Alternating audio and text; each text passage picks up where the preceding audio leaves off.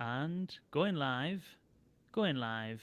I think we're live. We're live. Cool. Let's do Now it. then, let's do it. Ladies and gentlemen, boys and girls, welcome to VUX World. I'm your host, Kane Sims, as always. And today I'm joined eventually by Brandon Kaplan, who is the CEO and founder of Skill Creative and also the CIO of Journey. Brandon, welcome and thank you for joining me. Thank you for inviting me to the world. I appreciate it. I can't believe it's took us so long to do this podcast. I know, man. Well, there was You a small thing that happened the last couple of years. We've all been a little busy. Yeah, a little bit, yeah. But like, I always just think you've been on the show for some reason. I just like it's one of them things. I always just oh yeah, Brandon, we've had Brandon on the podcast, and I look back like we haven't actually had Brandon on the podcast. What's going on? I can't believe it's took us this long, but here we go. Here we are, Here we are. and things have changed. Things have changed quite a bit over the last year or so. Obviously, COVID happened, Yeah. and then Journey happened, and you're now on a similar but different journey to what you were. I wonder if you can fill us in a little bit on what's been going on in your world. Sure, yeah, man. I mean, the whole world, it's been not just the VUX world, the whole world. It's been an interesting couple of years and for skilled creative as well. It's been, knock on wood, we grew through COVID. We kind of expanded our services. We got some really, great new exciting clients and so the business, very fortunately made it through COVID and grew. And what's interesting is when I started the company in 2017, we weren't just a voice agency. So the name Skilled Creative was inspired by Alexa skills. But we were Mm. working on a bunch of tech. We were working on computer vision and generative AI and projection mapping and augmented reality and you know um, data visualizations and all these different interesting technologies. I whittled us down to a voice agency about a year in because I wanted to hyper focus on voice that I felt was a fast growing category. And so we've been doing that for 5 years after that, so about 6 years total. And then about a year and a half ago, almost 2 years now, um, I got approached by a colleague that I know in the industry with this idea to start a new holding company. And a holding company that kind of went back to the roots of how I started Skilled, which was to create a holding company, a new agency that's focused on the future of the consumer journey and what are the technologies that are going to be most important in the future of the consumer journey. And so it's called Journey, and it's now a combination of five different best-in-class, innovative, leaning agencies across physical, digital, and virtual kind of environments. And we're pulling all those resources together, and we're going out as one agency service offering. So, Journey is kind of one of the agencies of the future, helping brands, build that way. Nice, Yeah, man. wicked. And you know when you see those YouTube videos where they're in the middle of a conversation and then they'll keep the conversation going, but then all of a sudden slip into a promotional kind of plug and then get back to the conversation and almost try and get away with it. I was almost going to do that there because I do need to give a quick shout out to this Yeah, webinar that we're doing, that do we're it. doing talking about. And I was about to just roll it in, but I thought it's going to be too cringeworthy. That Let's do it. speaking about the future of technology. If you're interested in learning about the future of conversational commerce, then that's what these webinars are about next week. But it is generally if you are looking at ways in which conversational AI can go from customer service use cases, which a lot of people are focusing on right now in the enterprise, and up the customer journey, up the top of the funnel towards sales and towards transactions, then this webinar next week with Talkdesk. In fact, it's not next week, it's December the 8th, will be all about conversational commerce and how you can use conversational AI to improve and boost your sales. Imagine having a digital sales team that are selling stuff on tap, on demand, without any human involvement. The potential is absolutely huge. So go to vux.la/commerce if you want to find out a little bit more about that. vux.la/commerce. What are your thoughts on in terms of the? I mean, it sounds as though the skill creative has gone from wide in terms of exploring loads of emerging technologies, narrow into voice, and as you mentioned, back kind of wide again with Journey, looking at all of these areas of emerging technology, being a kind of full service emerging technology or future of customer kind of interaction sort of agency. Where do you think commerce fits in, not just necessarily with voice, but in terms of the whole kind of mix of everything the Journey does? Where does commerce sit and what role does it play? I mean, it's obviously so incredibly important, and the interesting thing in Journey right now is, skilled creative still exists in its own world, and then we're a part of this broader universe of journey. And so we're still running conversational AI initiatives with clients and building all these programs. And then now we have the chance to kind of connect with these other services and channels and build more robust initiatives. But commerce is central to all those discussions. I mean, any brand you're talking to, at the end of the day, they have to generate revenue. And from a voice perspective, especially with everything going on in the industry right now, platforms changing focus and shifting and growing and shrinking, um, there's been a handful of use cases that have consistently been best performers, most important, let's build it. And conversational commerce has always been in the top three. Um, and so we've just been spending years starting to kind of build our own perspective on what conversational commerce is, and we have that as a really key service offering right now.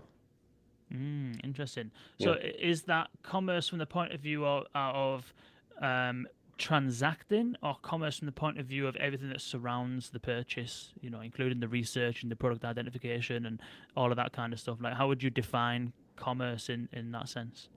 Well, there's kind of that commerce flow, right? There's awareness, consideration, conversion, and loyalty, and we work across pretty much that whole flow. The only thing we don't touch, which you're expert in, is kind of the more customer service enterprise side of things.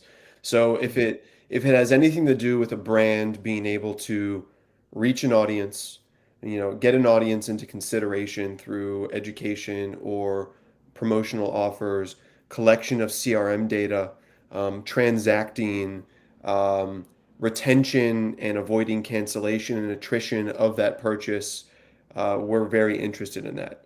But when I think of commerce very acutely, I think of that transaction moment of where can conversational AI truly facilitate the purchase, or at least Mm, that like very close intent to purchase conversion point, is mm, where we consider that conversational commerce. interesting. Yeah. What's your has there kind? I know that Amazon. Speaking that you were talking there about there's been movements and shaking and expansion and contraction and stuff like that in the industry.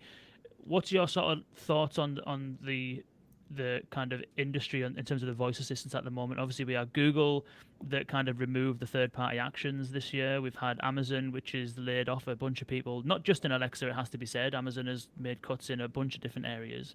Um, what's your thoughts in terms of the impact that may have, or is this Amazon deprioritizing? Is this Amazon regaining more focus? Like, how would you sort of take the recent happenings? For me, I think the scariest thing about the whole thing is simply just the narrative, and that it's a vague narrative that is ripe for interpretation. And so you see every media publication picking up the story. Amazon has laid off X amount of people. Amazon spent X dollars on Alexa, and they run in 50 different directions on what that must mean without really having a nuanced understanding of it. And in my opinion, because we are a tech creative production, but we also are largely a strategy consultancy, and so we don't really have a horse in the race. Our clients come to us and they say, we have these challenges, these needs, these wants, and then we curate technologies and platforms and solutions, and then we help kind of roll those into a program and execute. And so for me, I look at the landscape because we need to keep a view on the whole landscape. And I'm actually excited um, because I like that Google has kind of honed in on their strength.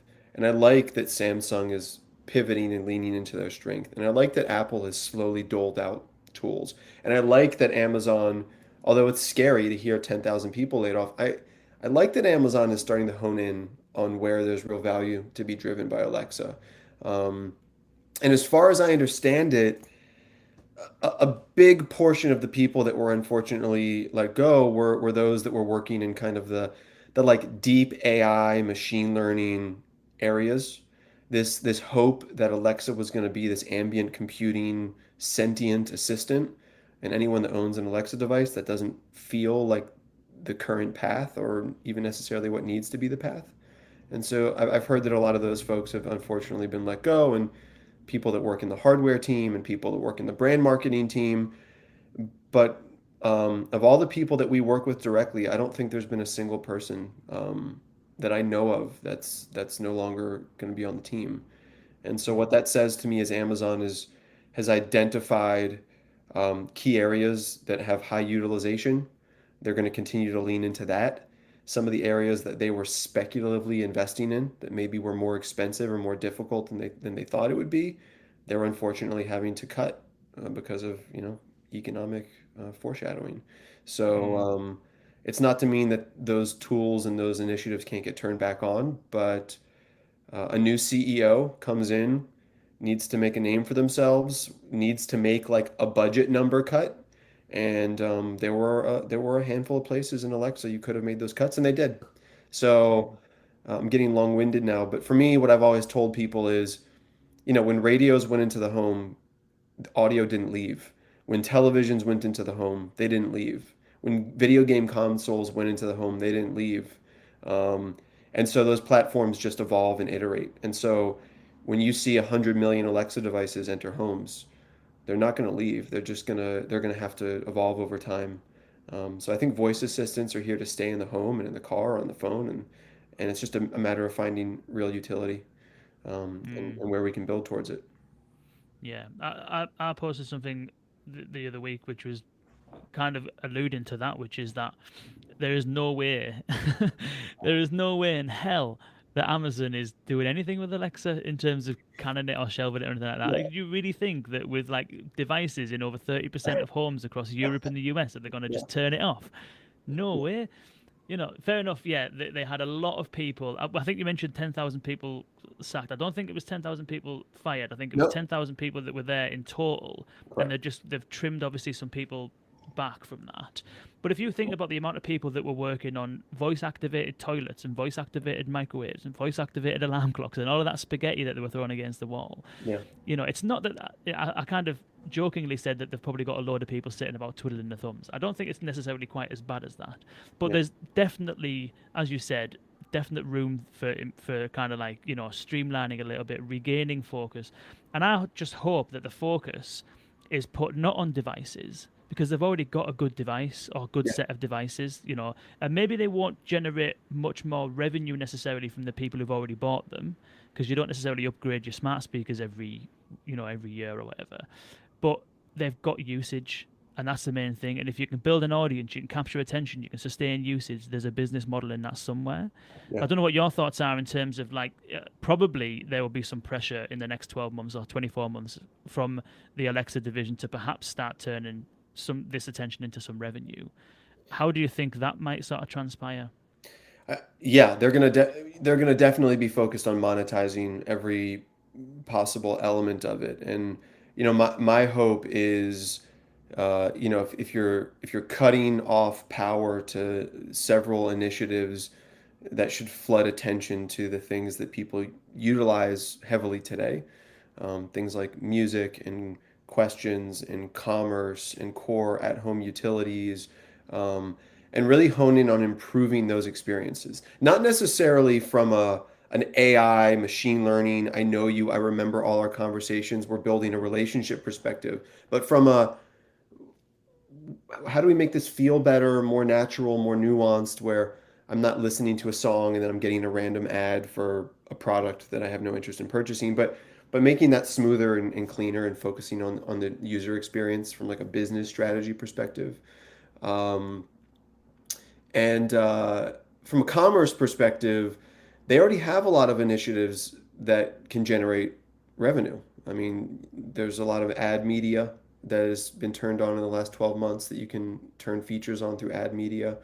Um, Obviously, conversational commerce. We've seen some really, really good numbers in terms of conversion percentages and completion rates in commerce related campaigns and programs. And I think that if they really flooded a lot of resources to those experiences, it could be really, really powerful. Um, and then there's a whole slew of other things. But my hesitation is I hope not everything needs to be monetizable Mm, because I think there are still a lot of kind of wonky user experiences that need to be fleshed out before you attach a monetizable CTA to it. So I hope there's still some room for, you know, free exploration of good user experience that is supported by heavily monetized experiences, and we'll be working on both of those. Interesting. What are some examples of some of the sort of like those user experiences that need to be figured out? I mean, anyone that uses the device, right? Like how many awkward conversations? And no, it's far better. I don't hear sorry, I don't know that anymore. And I don't know if people Yeah. think about that, right? Like that's all been filled in, which is pretty miraculous. Um, but if I talk to Alexa, 50 times a week, I probably have half a dozen really awkward interactions, or the music doesn't stop when I ask it to, or the Mm. alarm and the music awkwardly are overlaid on top of each other, or for me, it's a funny one, and God bless the team that works on Alexa jokes, because obviously there's a use for it. But every time I look at my screen in my kitchen and I see a prompt for like a knock knock joke or a dad joke, I like want to tear my hair out, because I think that's such good real estate for promotion of some other like more interesting user experience. But we know that families and kids use the platform, and there must be data to support that people like jokes. But to me, I Mm. look at that and I go, that is such valuable real estate that could be utilized for a million other use cases. And so I hope that Mm. there's thought around connecting the user experience, the features available, marketable real estate on the platform, hyper focus on discoverability of not Mm. just third-party skills but other features. And that's not an easy task, but they've got a lot of smart people working on it. Yeah, it is a difficult task, and that real estate on the home screen. For me, I think there is so much potential, not just to use it in a blanket sense, but to really sort of personalize it. So yes, prompt families for jokes if you know that families interact with it. Right. If 1 minute it's a kid kind of triggering a request, and the next minute it's a woman, next minute it's a man or whatever, you can build a profile and say this is definitely a family house.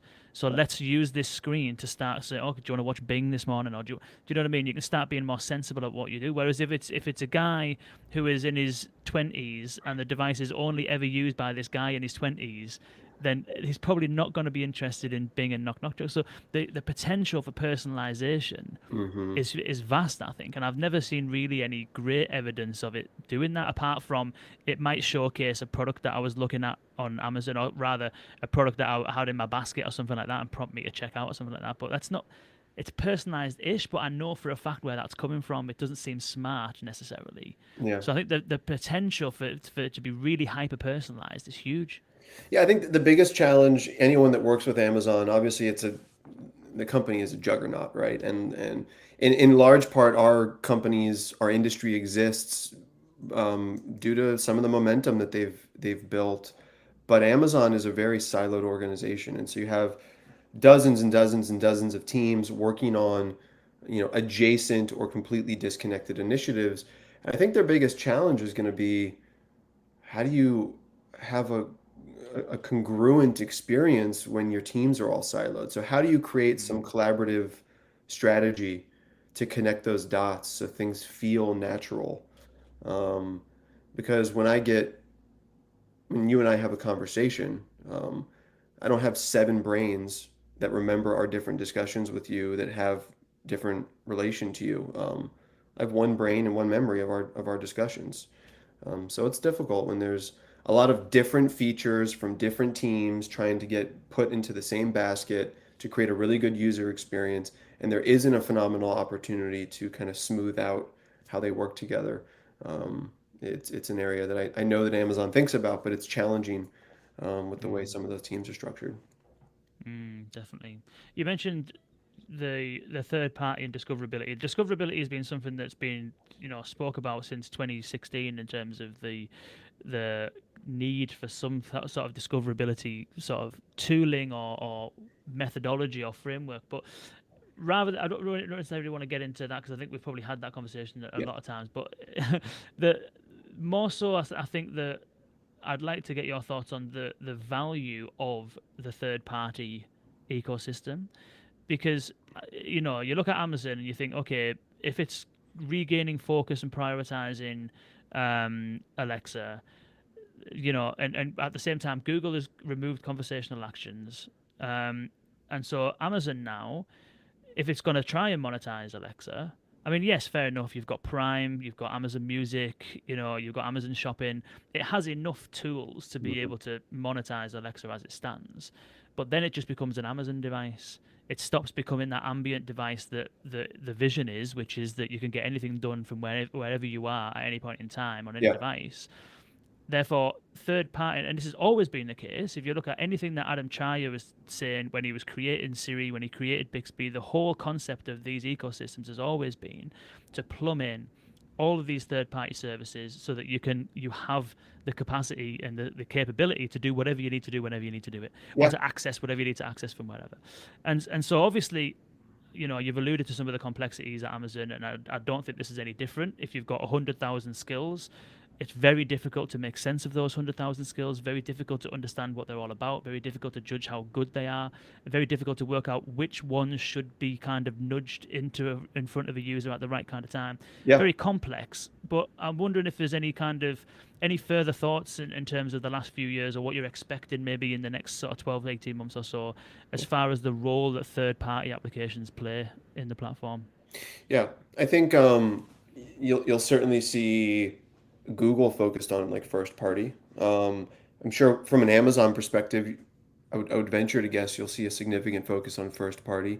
And the third party conversation is interesting. Like we have some third party skills that get millions of annual uniques and are really valuable parts of our clients' brand ecosystem.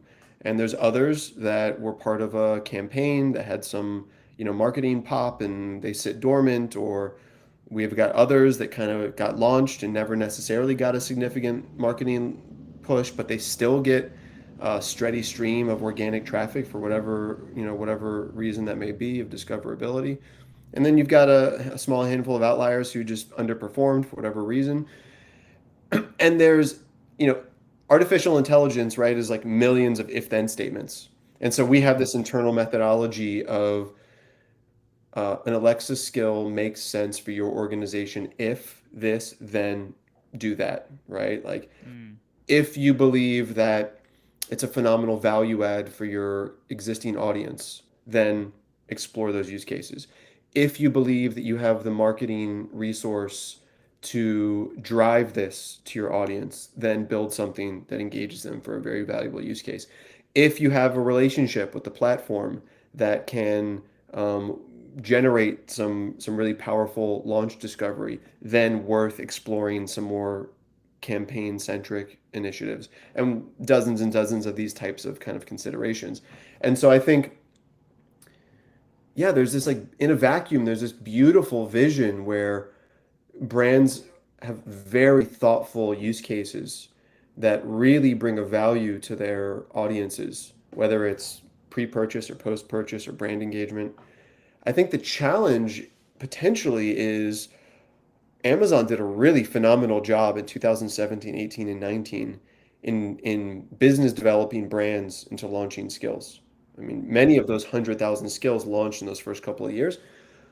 And a lot of the features that we now know as the more robust, interesting features weren't available back then. So you mm, had like all of these brands, and we meet these brands and we talk to these brands, and they go, we tried Alexa skills in 2017. It was cool, but like it didn't really do anything for us. And I go, but did you know this? They're like, oh, I didn't know I could do that now. But even with all that, unless you can create some type of a strategy for discoverability, we still wouldn't necessarily recommend a skill for a brand. And so that's why we've worked really hard over the last 3 4 years to build what we call like the conversational AI ecosystem, which spans Amazon, Google, Samsung, Apple, Cerence, SoundHound, Speechly, Symbol AI, VoiceFlow, like voice activated websites, voice activated mobile, mm, voice commerce, voice media. Where 4 years ago building an Alexa skill was maybe 80% of our pie chart. Now it's a significantly smaller percentage of the executions that we roadmap for clients. Interesting. Yeah. I've got some. Obviously, we'll get onto the Yeah. other stuff and the emerging stuff in a moment. Yeah. One more question on the Amazon stuff. Um, what have you noticed over the last kind of number of years from a third party perspective, from the client projects that you've worked on? What kind of use cases have been the most successful? Like we know that Amazon Music's really popular, asking questions really popular, timers, that kind of stuff, podcasting's getting there, like so. But like in terms of the third party stuff, you don't often hear a great deal about like these kind of use cases work really well. So I wonder if you can shed some light a little bit on like what Yeah. are those kind of standout use cases that you've observed from a third party point of view? Three quick use cases that kind of rise to the top for me. One is a skill that you build that extends your other IP. That you're not building the skill as a driver of your business, you're building the skill as a channel extension of your business. And so take a news organization who says, listen, we've got our web, we've got our mobile, we have our social, we have all these other channels, and we're going to build a voice experience to extend it, to offer out more touch points for our audience. There's a lot of value in that, and you can drive a lot of traffic there by leveraging their ecosystem. Um, Radio stations did that really well, didn't they? Radio stations, news organizations, media companies, publishing companies, television networks. Netflix now has a pretty Mm. interesting skill that came out of nowhere and is looks like it's performing very well. Um, Second is obviously anything like around wellness. Whenever we've done meditation or ambient noises or affirmations, those have always gotten really good traffic and really good retention, but a very limited use case for only a certain number of people. And the third is what we call the wheel spin. And we have a company we work with that does like couponing. And this is years ago. The founder of that company said to me, sometimes consumers just want to spin a wheel and get something. And voice can be really powerful for a wheel spin. It's like I come in, it's a one or a two turn creative conversation to allow us to unlock your phone number or your email or to drive a transaction. And we've noticed really good performance of those like very intentional marketed wheel spin experiences. They come in all Mm. shapes and sizes, but very utilitarian call and response wheel spin type stuff has performed very well. Um, Nice. yeah, Wheel spin. I like that. I like the that. wheel spin. I like that phrase. Nice. So you were alluding to some of these other kind of surfaces and applications of voice technology, conversational AI there. Voice enabled websites, voice enabled media, that kind of stuff. Yeah. We've talked about Journey having agencies that explore kind of physical spaces, virtual spaces, and all this kind of stuff. And there's a lot of kind of um, attention being placed in things like synthetic media, AI generated art, the kind of like Web3, metaverse, all these kind of emerging spaces. What out of everything that's kind of going on right now, which kind of areas are exciting you the most as far as this kind of emerging technology space? Uh, I mean, there's so many, and part of my role at Journey as Chief Innovation Officer is kind of continually seeking out the edges. An area that I've been very interested in, that I know everybody seemingly is very interested in, is generative AI, synthetic media, things of that nature, and obviously Web3 is interesting and metaverse is interesting. And I've always been fascinated by computer vision and web AR as it evolves is very, very interesting. There's a lot of innovations happening just in e-commerce being embedded in different types of media. But this generative AI space, text to image and text to video and text to 3D and text to audio, um, is so disruptive and in such a meaningful way, and it's happened so quick that it's really hard to ignore that as I think the most important technology that has kind of hit the stage in the last 12 months. There is definitely some very impressive tools out there, AI generated music and all this Yeah. kind of stuff. And some of this guy posted something on. What's really interesting is that I think that the perception is that you give it a prompt and then it gives you a result and then you're done with it. But there was this video on LinkedIn. I forget the guy's name now, and it's one of the. I'll have to find it. It's one of the best. Yeah. Um, With the little creatures in the hole. yeah, yeah, yeah, Yes. yeah, yeah. No, it's crazy. My God, it's absolutely it's literally mesmerizing. Like I couldn't stop watching it when I was looking at it. I was thinking, Yeah. this is just out of this world. For those that haven't seen it, I'll try and put the link in the show notes. I'll try and dig it out on LinkedIn. But essentially, the guy, and I'm gonna have to find the story because it is so Yeah. so good. And that's the Um, future. That's the future. The AI human collaboration is the future. yeah, And it's be scared of it if you want, and scream at it if you want, but it's coming, and it's wild, and it's impactful, and to the point, I shared that guy's video, and you could not have created what was the final product without a human involvement. And I don't think yeah, that you'll ever be able to produce what was finally produced just with the AI. But what the AI facilitated was like a really unique creative starting point, a ton of just the silly, like heavy lifting in the middle. But it really took his human brain to turn it into something that, as you mentioned, was like mesmerizing. Could not take your eyes off of it. And was that due to the AI or the human? I don't know. But that team created something that was fascinating. And that I think that's a big part of the creative future. And hundred why I percent. think one of the titles that you're going to see on LinkedIn popping up like mad next year is going to be AI creative director. I think people that really Mm, learn these tools are gonna be leading, and there's gonna be a whole group of people that are AI creative directors. interesting. It makes sense. Yeah. The guy was talking about like he was saying he doesn't know what to call it because for for those that haven't seen it, right, it's this like circle. It looks like part of a tree, and it's this circle, kind of like almost like a. It's like almost like the inside of a plant or something. It's It's crazy, like but the then knot. It's like the inside, knot of a tree. Yeah. yeah, yeah. But then there's leaves all around the outside, and then inside there's these creatures. One of them's hanging on the outside that looks a bit like a frog. One of them's inside that looks a little bit like another kind of crazy looking frog. It looks like it's full of frogs, but one of them's got like a really long beak, and it looks like a, Yeah. I don't know, some sort of bird.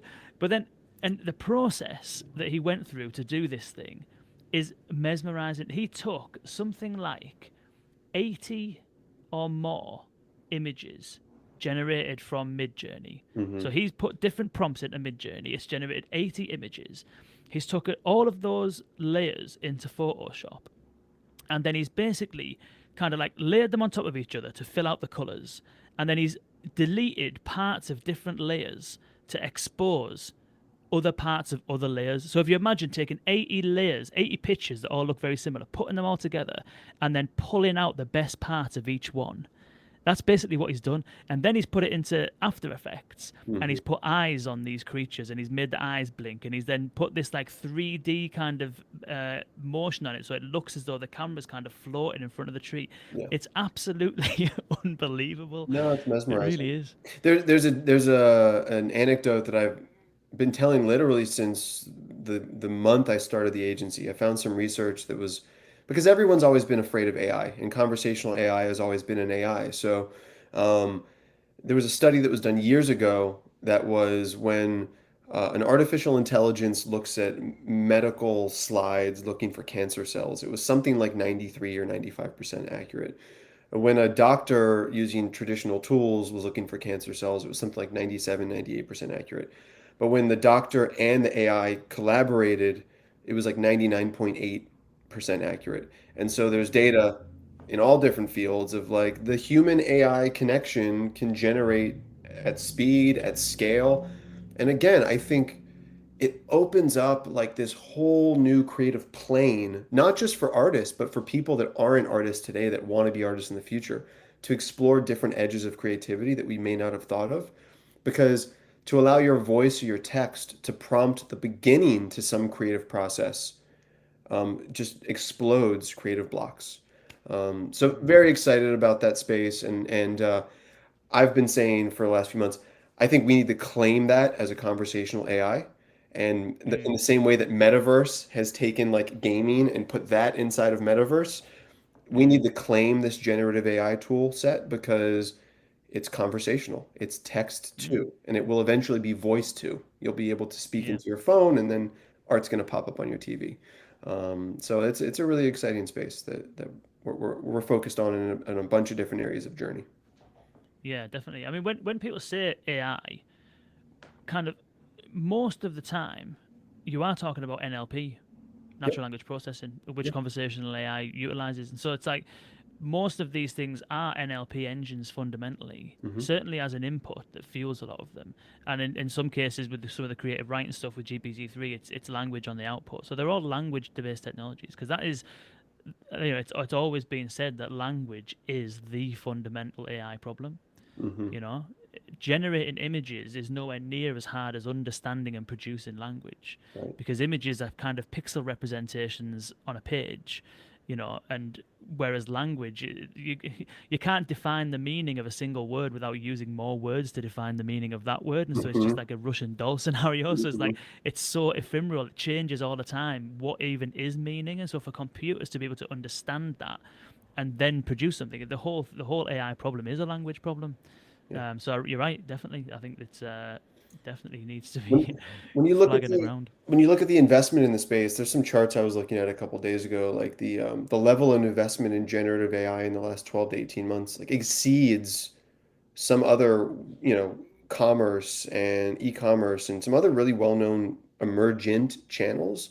And again, it's only a year, 2 or 3 old. But the irony is, we were looking at generative AI back in 2017 and 18. Adobe had this product called, I think it was called Dreammaker or Dreamcatcher, and it was used for like enterprise. So you put in thermal dynamics, fluid dynamics, and shape, um, and the AI would generate a product. And they used it to kind of like design airplane wings and drone frames. And we were fascinated by that back then. But I could never have thought about the mid-journey type, execution of it. And so that's what I love when there's like a seed of some technology and then some smart people that you've never met before get together and find a unique way to bend it. And then that's the inflection point that Hmm. turns it into a world-changing technology. So I think I keep saying we have a decade of innovation ahead of us. Some of these technologies that have come out in the last couple of years that are now tools, and then creators and technologists are going to get a hold of those. The world is going to look so different 10 years from now, in terms of how we create and consume. It's going to be very interesting. Because you know, a large part of what people spend time doing is consuming these days. I mean, we are very much a consumer Yeah. based society, certainly in the sort of Western world. If you're not consuming from the point of view of buying shit, you're consuming from the point of view of absorbing information with your eyes and ears. And so there's definitely, I think we'll definitely see more of this kind of stuff, which is the generative, creative kind of, pieces which you couldn't have imagined yourself, kind of thing.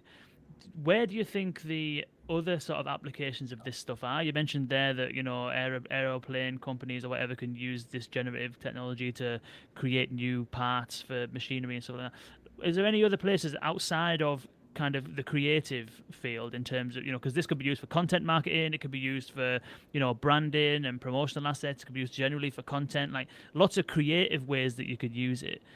Is there any other applications of this stuff that you can see appearing? The areas that we're really, oftentimes we're thinking about things through the lens of our clients. And so a lot of our clients are in media, entertainment, consumer packaged goods, healthcare, finance. And so we're thinking about it in the context of, um, image creation, video creation, audio creation, text creation. And so, uh, we're focused kind of on the obvious use cases. It's Mm-hmm. like using GPT-3 to summarize long form content, converting that into a script, pumping that out into a synthetic voice, translating it into 40 languages, exporting it into a virtual avatar, auto populating YouTube with 40, translated snippets of video. And right now you would need 5 or 6 potentially different technologies stitched together, but we're looking at how do you kind of, automate some of those processes. So that's where we're focused right now. And as I mentioned, what excites me the most is like the edges of my mind. It's infinite. What's outside of that? And so there's 100 people out there thinking about weird, zany use cases. And a lot of those are going to be weird artistic expressions that don't necessarily have a commercial application. But a lot of those are things that we can't fathom today. They're going to change industry. And so Mm. I'm like looking forward to seeing those coming out and hoping that I discover them first. Mm, yeah, definitely. So one of the things that sort of helps to accelerate some of that kind of adoption and all that kind of stuff is the democratization of the tools that are needed to create it.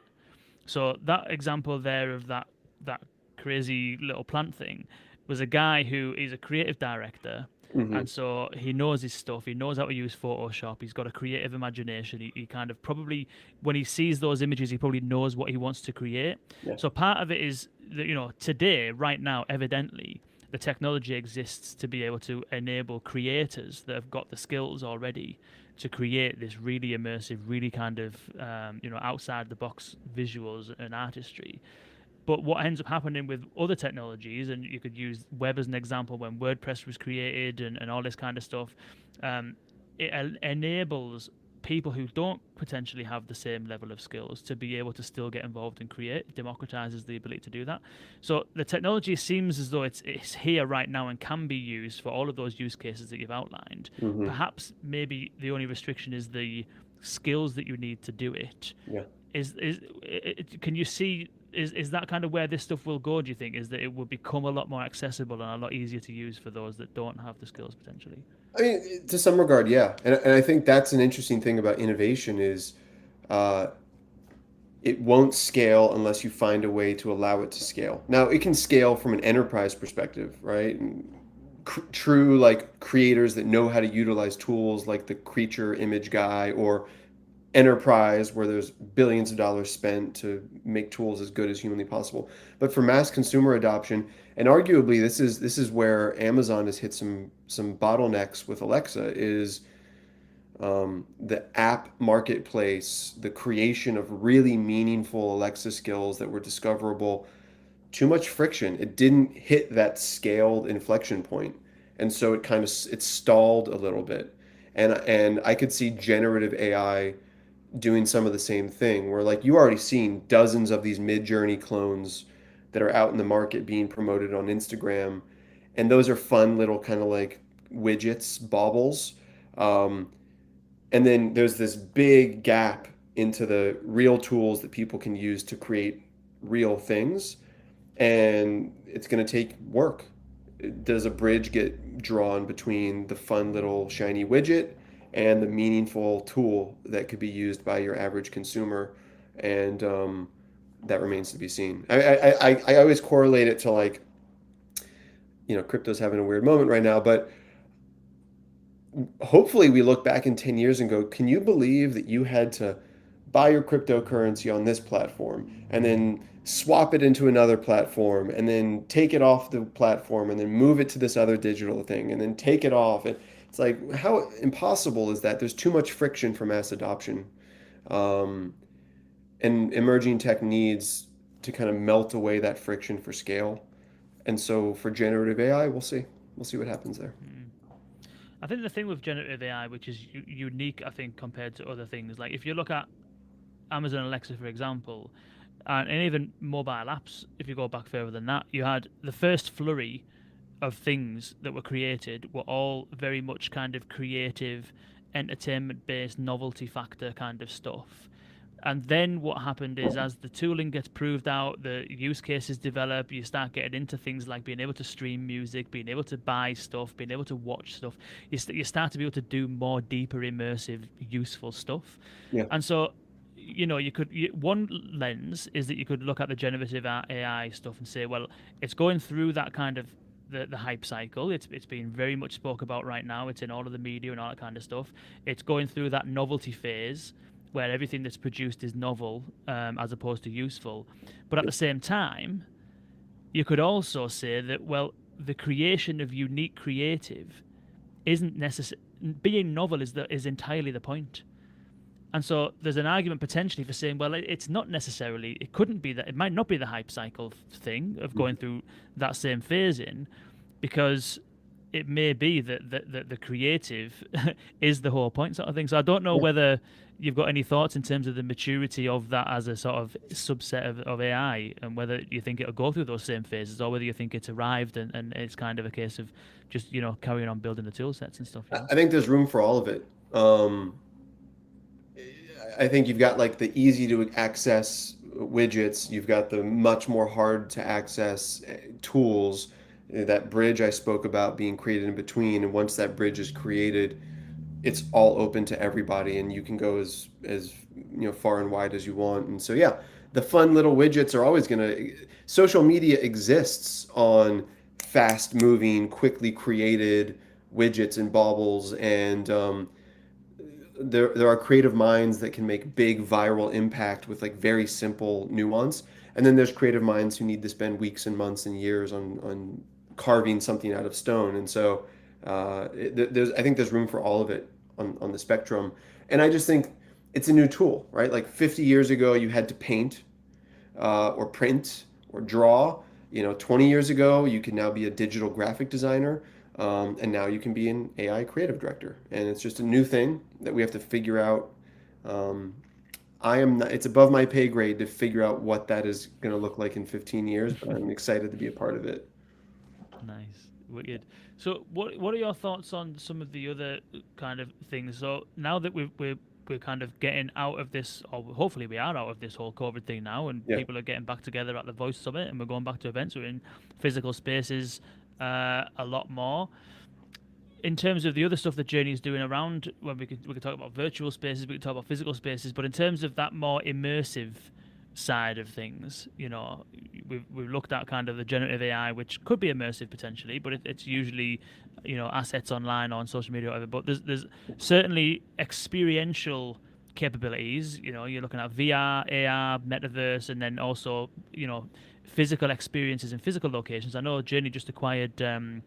Forget the name of the company now, but I messaged you about it because I'd literally been to the Empire State Yeah. Building Squint and Opera. saw. Yeah, say again. Squint Opera is the company. They're out of Squint London. Opera. Incredible Yeah, company. Yeah. yeah. So they did the Empire State Building kind of queue journey, and I went there the other week after the Voice Summit, and it wasn't busy enough for there to be a queue sort of thing, but we passed through the whole thing, and we saw the kind of like the King Kong experience there, and the fantastic thing, which was, I don't want to spoil it for everyone who hasn't been, but I will, which is that there was this. It was like this digital video, and it was the people that were working on building the Empire State Building, and there's steel girders everywhere, Mm. and that really famous picture that everyone will know about, where there's a big row of guys sitting on that steel girder eating a sandwich, and Manhattan's behind them, and it was essentially like if you imagine being there on the day that photo was taken back then, and this whole video sequence all the way around you was all of this kind of these guys just building it and knocking steel together, and it was just commotion all over, but it was fantastic. And so interesting to hear your thoughts about those kind of experiences, those more immersive kind of in-person experiences, and where you think that is now, and where those kind of things are heading. Yeah, I think that's kind of the whole vision for Journey is the future of the consumer or the audience journey isn't going to live exclusively in a VR headset, regardless of what Mark Zuckerberg wants. It's still going to exist very largely in a physical environment. It's still going to exist very largely in a digital Web 2 type environment. And increasingly, it's going to exist in this kind of like emergent virtual environment. From a conversational AI perspective, we're excited because voice and text and conversation can be used to influence physical, digital, and virtual worlds. And so when you talk about journey, we're like, well, I think our slogan is right now, real products for real people using real technology in whatever world they want. And that's across physical, digital, and virtual. And we say, oh, well, we invent in physical, digital, and virtual spaces. And you don't hear me saying physical, digital, virtual, and voice. And that's because for me, voice is pervasive across all of them. And so while those other teams are building out these like amazing audience experiences, iCrave is building like the most incredible physical environments, the Sphere in Las Vegas, hotels and restaurants, and then Squint Opera is filling those physical environments with the most incredible kind of user journeys and digital experiences. And then our metaverse team is helping people kind of virtual twin and create virtual environments to explore. And then we're stitching, conversational AI across it. And I think that that's something that needs to be explored as well in terms of voice control of hardware, voice control of environments, voice wayfinding, conversational NPCs in virtual environments, voice interaction in physical environments with a lot of privacy and use case considerations. And so we're starting to kind of stitch together this web of, how can an audience journey span physical, digital, and virtual? And then how does conversation stay persistent to continue bringing value through that journey? I think I answered the Mm. question, but Yeah, I'm thinking absolutely. Yeah. about it. Yeah. Did you see the Facebook research that was published? I think it might have been yesterday or the day before, where they'd created an AI. I can't remember what it called. It was some acronym that could play the game diplomacy. I I don't know if you haven't seen saw that that. now. So I'm not overly familiar with the game diplomacy, but I got the gist of it from looking at it. It's basically a game a bit like Monopoly, where you have a world map and there's a bunch of different players. There's a website you can go and play it, and you need to kind of conspire with people that are playing the game, and you need to kind of like take over different territories so that you eventually end up kind of taking over the world basically, and you need to kind of partner with people so that they will join you in trying to take over this one country, and then in return you will help them take over this other country. And it's like a strategy game of how can you build relationships seemingly to ultimately stab someone in the back at the end of it all by Oh the my sounds of things. God. But but what Facebook have done is they've created this AI that can play the game diplomacy with other real people Mm-hmm. and win. And so, in something like 93% of cases, it won. Wow.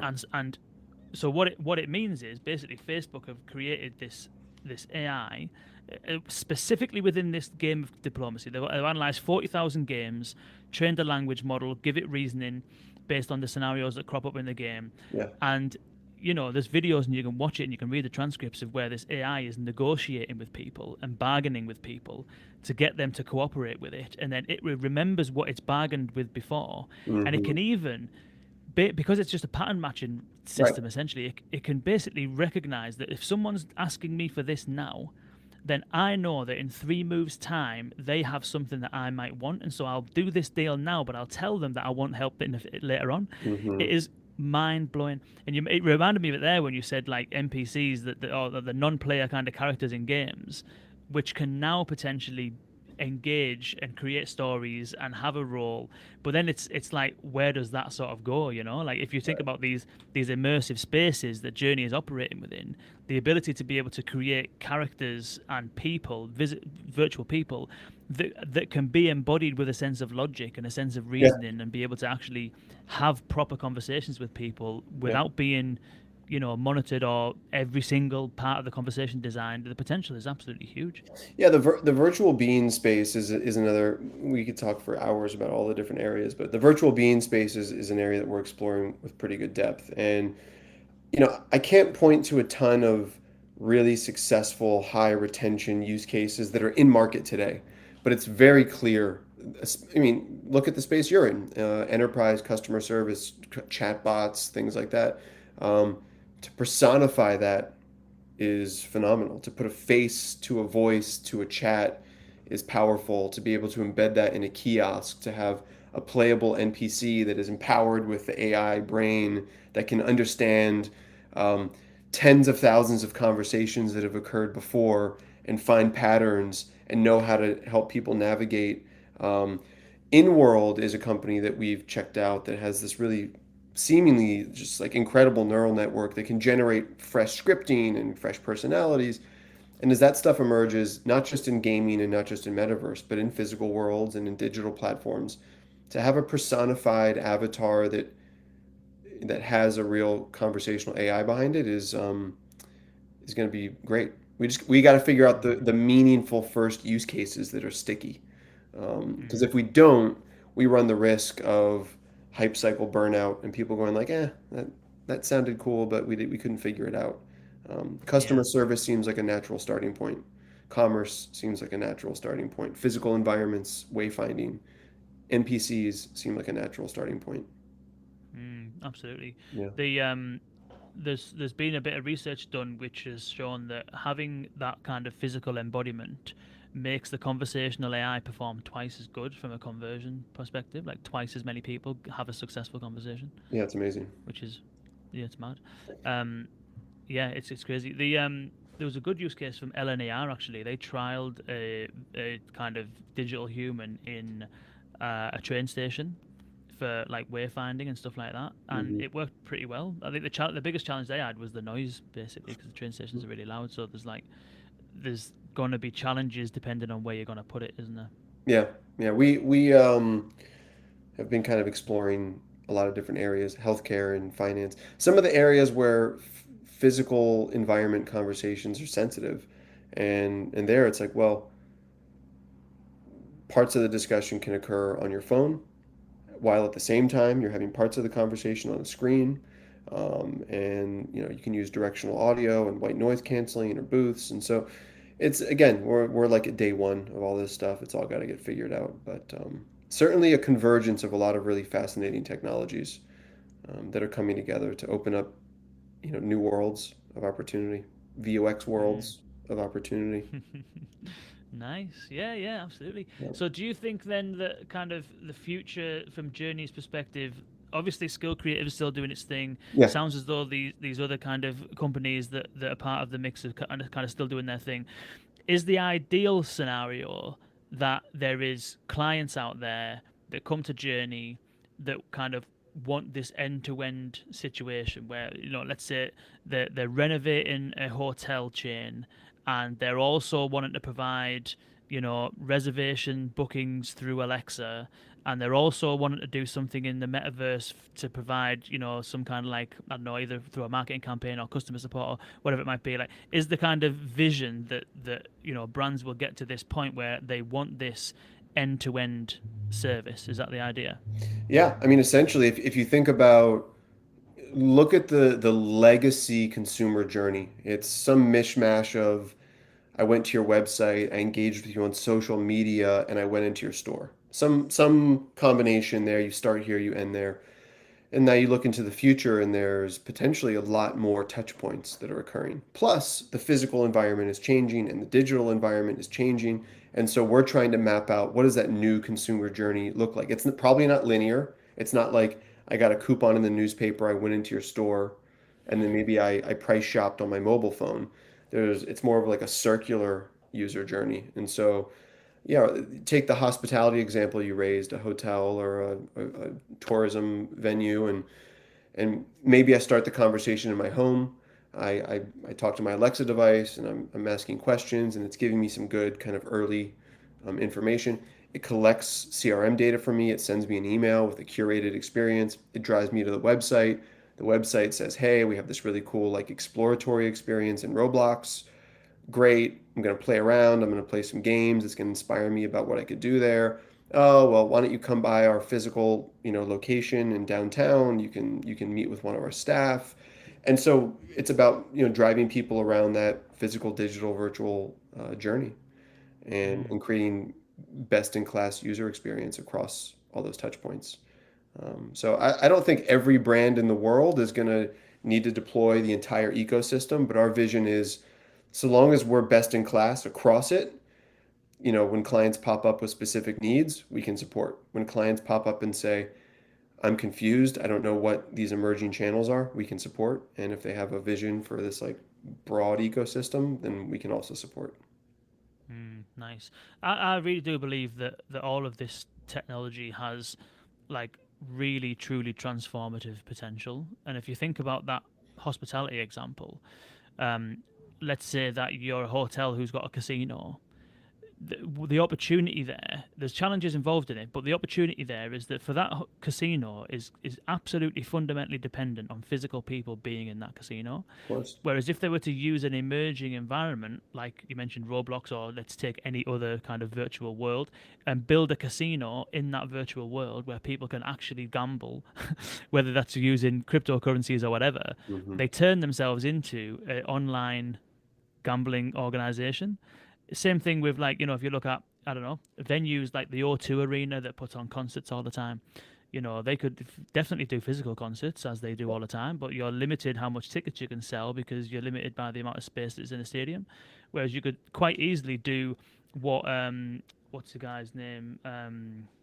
Swiss Beats and Timberland did with Verses, and just put people together. They've done digital concerts where there's just Snoop Dogg and DMX from a studio broadcasting live on Instagram, Yeah. and it's getting millions and millions of views. I'd have paid for a ticket for that. And so you've got like the potential for this technology to create new business models for these companies is huge. No, it bends reality, and it's also accessibility for more people in the same way these generative tools make creativity accessible to more people. Our metaverse studio, which is led by Kathy Hackle, who's like a real visionary in the metaverse space. um, they did Walmart Land, and they created this whole Roblox land for Walmart, and they did a series of concerts in there. um, and the traffic to these concerts was really, really impressive. And for the artists that were performing in those concerts, had they done a 1 or 2 night engagement, they never could have seen the physical audience that they got in this virtual environment. And so it gave them access to a scaled audience. And there's funny stuff that has to be kind of like workshopped there, in that um, because of the servers for Roblox, you were only able to, like, there were multiverses. Like, I could only be at the concert in my world with another like 5, 10, or 15 people. So I was in a stage where I had maybe like 15 people there. But what we know from the analytics is that there were like tens, if not hundreds of thousands of people there. And so it's just a really fascinating new thing for entertainment and content and artists and whoever and brands to bend themselves into these new worlds and figure out, do you have a place here? What is your place here? How do you add value? How do you deliver value to your audience? And what do they then return to you? Um, so it's like it's an exploratory time, and there's going to be a lot of hits and misses, and we'll see how it all shakes out in the next few years. Nice, nice. Well, we'll definitely be watching very closely. Looking forward to seeing how it all unfolds. Without a doubt, Brandon. Thank you so much for joining me. It's been an absolute pleasure. Thank you All so right, much. Let's not leave it so long next time. all right, man. Thank you so much. Always a pleasure. Nice one. Cheers, all, and we'll see you next week with another podcast. I can't remember exactly who we're doing next week now, but I'm sure there will be one. The week after that is the webinar. Don't forget the webinar on conversational commerce. That's on December the 8th, vux.la/commerce to join that one. Thank you all. It's been an absolute pleasure. Thank you, Brandon, again. It's been absolutely immense. We'll see you on the Thanks, next one. everyone. All right, bye.